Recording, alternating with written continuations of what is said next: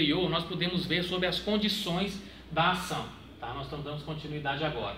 Nas condições da ação, é aquilo que nós precisamos para dar início à nossa petição inicial, antes de entrarmos com o processo. Bem, quais são? Primeiro, eu tenho que ter a possibilidade jurídica do pedido. Como eu falei com vocês, eu não posso chegar ao judiciário e ingressar com uma ação pedindo um pedido que não versa, que não é da competência daquele juiz, um pedido impossível, um pedido que não tem nenhum tipo de possibilidade jurídica de ser aceito.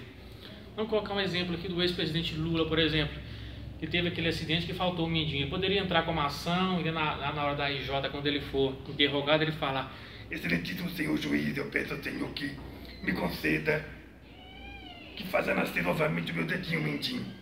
Né? Obviamente que não, pessoal. Esse tipo de situação tem que versar sobre algo que seja possível, tem que ser um pedido que tem que ter uma possibilidade com validade dentro do mundo jurídico. A outra parte que nós trabalhamos foi sobre o interesse de agir. Tá? A parte ela tem que ter o interesse de agir. E como eu falei com você, dependendo de um caso, vamos analisar uma situação dentro do processo penal, um crime de estupro, por exemplo. É facultado a vítima querer ou não entrar com a ação, devido ao constrangimento que aquela pessoa vai sofrer com a deflagração da ação penal. Né? Por isso que o nosso ordenamento jurídico atual facultou na questão do estupro a vítima poder ou não querer entrar com a ação. Né? Se isso fosse dado dentro dos trâmites do Ministério Público com uma ação pública incondicionada, né, como acontecia antigamente, a vítima sofria uma exposição tremenda. Todo mundo ia ver com aquela pessoa que foi estuprada, isso fere muito a imagem da pessoa. Então, muitas vezes a pessoa não tem o interesse de agir. Tá? Bem como no caso da legitimidade das partes para agir. A parte tem que ser o quê? A parte tem que ser legítima. Vamos analisar o mesmo caso dentro do processo penal. É um caso que incide uma queixa-crime. Eu quero entrar, determinada pessoa sofreu uma agressão, né, de baixo potencial ofensivo, ela quer ingressar com uma queixa-crime, que é uma ação de característica privada. Aí o Ministério Público, não, eu sou o custos leves, eu sou o fiscal da lei, eu vou entrar com essa ação por você. E o MP entra com a ação, com uma queixa-crime, que é uma ação de competência penal privada, de caráter exclusivo da vítima. Então o MP, nesse caso, ele é uma parte ilegítima. O MP não tem legitimidade para entrar. Por isso nós precisamos saber disso. Nós precisamos saber da legitimidade das partes, nós precisamos saber da possibilidade jurídica do pedido e do interesse de agir.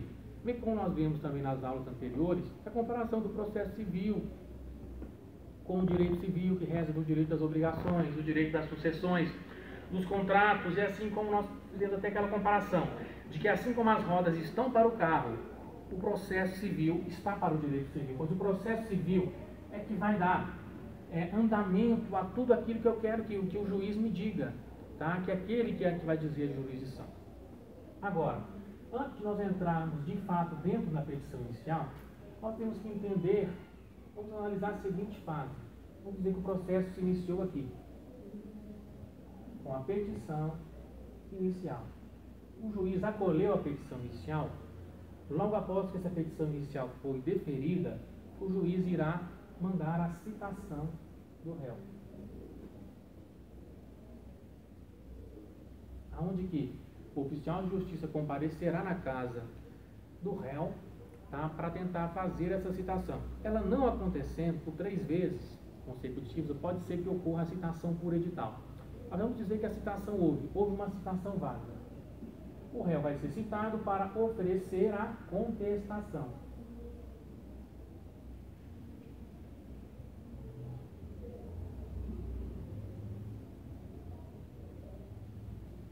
Logo após a contestação, poderá haver, por sua vez, a impugnação, que pode ser oral, tá? A impugnação da contestação, aonde eu vou me contrapor a todos os argumentos que foram colocados na contestação. Para eu introduzir e adentrar com a contestação, ela deve impugnar todos os pedidos da petição inicial, tá? Porque se eu não impugnar todos os pedidos constantes da petição inicial, o juiz vai interpretá-los como verdadeiros, vai interpretar que são verídicos, que não houve uma contestação, então há uma presunção de veracidade, uma presunção de que aqueles pedidos realmente aconteceram.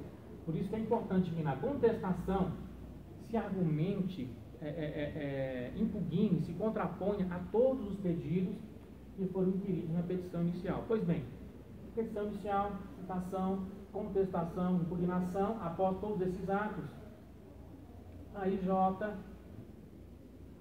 no caso também poderá ter audiência de mediação,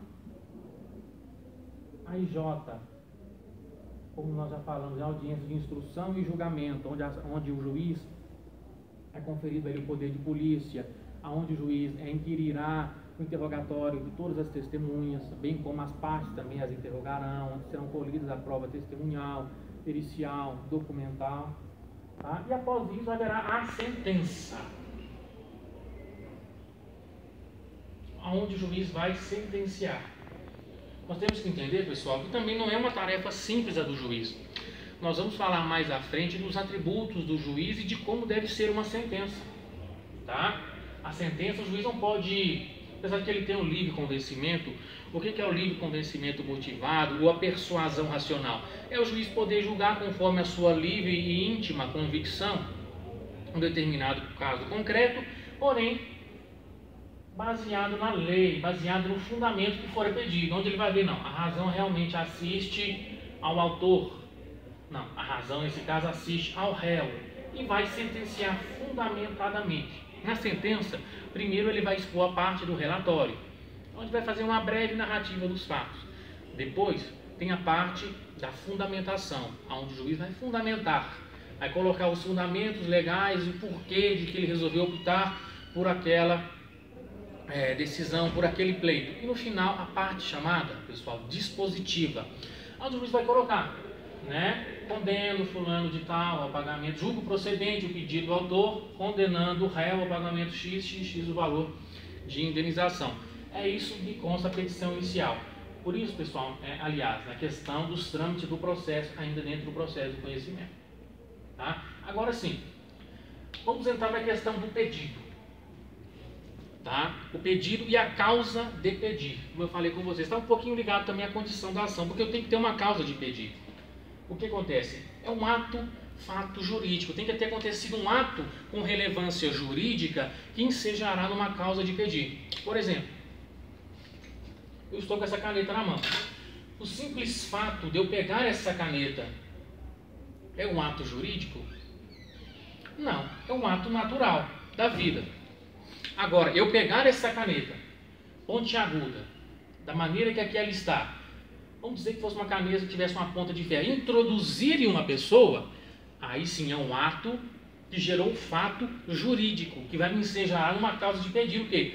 Uma lesão corporal que eu possa ter feito naquela pessoa, ou até mesmo levar aquela pessoa a óbito, ou se meramente com essa caneta aqui inofensiva com a ponta fechada, eu pressionar contra a pessoa e não causar nenhum tipo de lesão, ou levantar essa caneta em direção do rosto da pessoa, pode configurar uma injúria, porque eu estou desrespeitando a honra objetiva daquela pessoa, estou afrontando, um ato de afrontar. Vocês já viram quando naquela época de Napoleão, quando uma pessoa queria brigar com a outra, eles pegavam lá em cima e um jogava na cara do outro assim, batendo, sabe?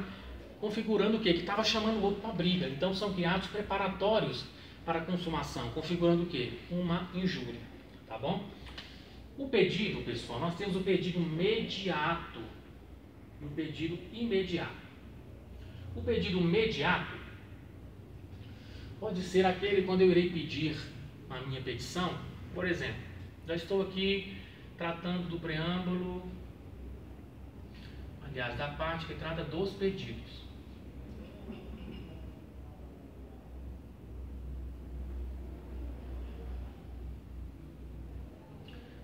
Tá? Onde eu vou colocar? Pede-se a condenação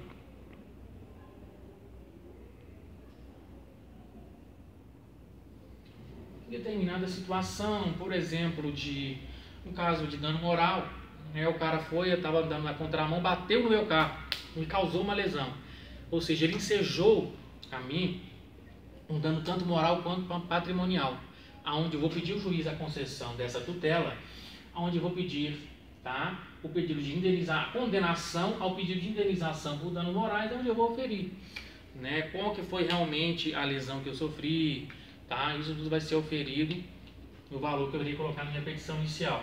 Isso é o chamado de pedido imediato. Nós temos também o pedido imediato, onde nós podemos pedir, em vez de condenação, pede-se a declaração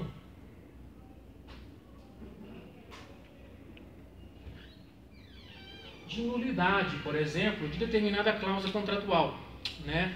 Vamos supor que eu estou lá com o meu sítio, quero fazer uma reforma no meu sítio, porque eu tenho uma casinha lá que está caindo aos pedaços, a minha piscina não está boa, o azulejo que está na minha piscina está entrando água, está dando infiltração. Não, eu vou fazer um contrato e eu vou celebrar um contrato de empréstimo com o banco, eu vou pegar 50 mil reais.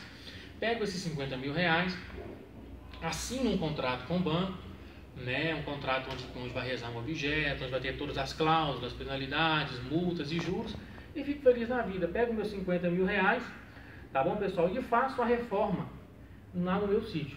Porém, quando eu vou analisar no meu contrato, tem uma cláusula lá que fala assim: a prestação será estipulada a cerca de 80% do salário mínimo vigente. Bom, para um leigo, pode ser até que isso soa normalmente. Leio novamente a prestação e fala: caso haja um descumprimento das obrigações, o presidente se dispõe aos juros remuneratórios e moratórios de 30% ao mês. Se eu for analisar isso junto de um advogado, eu vou ver que essa situação é completamente nula, porque não pode de maneira nenhuma uma cláusula versar, exigir uma obrigação em cima do salário mínimo, porque o salário mínimo ele tem caráter alimentar, ele é protegido pela Constituição. Então eu vou pedir o que? A declaração de nulidade dessas cláusulas, bem como entrar com uma ação revisional, tá? Porque eu tenho o direito que os juros são abusivíssimos. A prática que é permitida no mercado, que gira em torno, conforme consta no Banco Central, em torno de 30% a 40% ao ano. Se está me cobrando 30% de juros ao mês, isso é mais do que abusivo. Mas tem muita gente que faz isso. Você tem o direito de entrar, né? E se você está com algum problema de juros abusivos, busque os seus direitos, que você pode conseguir. Tá bom? Uma vez que eu entendo a natureza jurídica dos pedidos, como eu devo fazer os pedidos, eu já sei as condições da ação, eu já sei, está dentro do processo aqui de conhecimento, quais são as fases onde vai ter a petição inicial, a citação, contestação, impugnação, audiência e a sentença, nós podemos entrar. Agora sim, eu creio que sim. Vocês estão preparados para entender e compreender sobre os elementos que compõem a petição inicial. Primeiramente, a petição inicial, ela tem que ter um endereçamento, ela tem que ter o quê? Uma competência. Eu tenho que saber a competência. Tá? Vamos dizer o seguinte, que nesse caso do empréstimo mesmo aí, eu quero entrar com uma ação revisional de juros abusivos e vou ajuizar a Caixa Econômica Federal e quero entrar com uma ação. Mas qual que é a vara que é competente? A competência material é de quem? Eu posso ajuizar isso na vara criminal? Vou colocar excelentíssimo senhor, primeiramente, tá? Nós temos que seguir ritos de formalidade de uma petição inicial. Eu não posso me dirigir ao juiz, que é uma autoridade pública, um agente público, de qualquer maneira. Ô, seu juiz, eu estou com um problema assim, assado, eu quero que o senhor me conceda essa causa. Não, eu tenho que seguir um rito.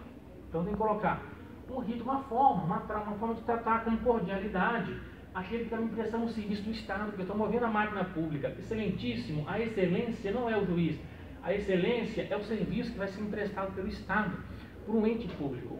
Então eu vou colocar excelentíssimo senhor, doutor, juiz de direito da vara. Esse espaço da vara, pessoal, vou deixar em branco, porque a ação ainda vai ser distribuída para uma vara. Então eu não posso colocar na vara X, Y, não, porque ainda vai ser distribuído e vai ser levado para uma vara. Agora, eu posso colocar na vara criminal da comarca de Belo Horizonte? Bom, o meu conflito é um conflito de contrato bancário. Está vendo a importância da nossa aula anterior?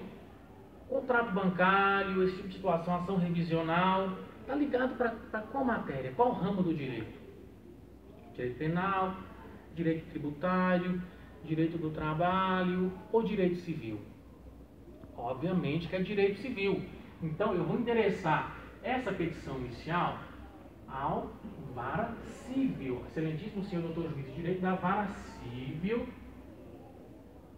Olha, eu vou especificar da comarca de BH, Minas Gerais. Pronto. Nós já compreendemos agora o endereçamento. É um endereço. O endereço, pessoal, é tudo. Se a pessoa não souber isso aqui, indeferido de plano. E o juiz manda emendar. Tá bom? Agora, qual que é a importância de nós sabermos isso aqui? Né? A questão do endereçamento certo.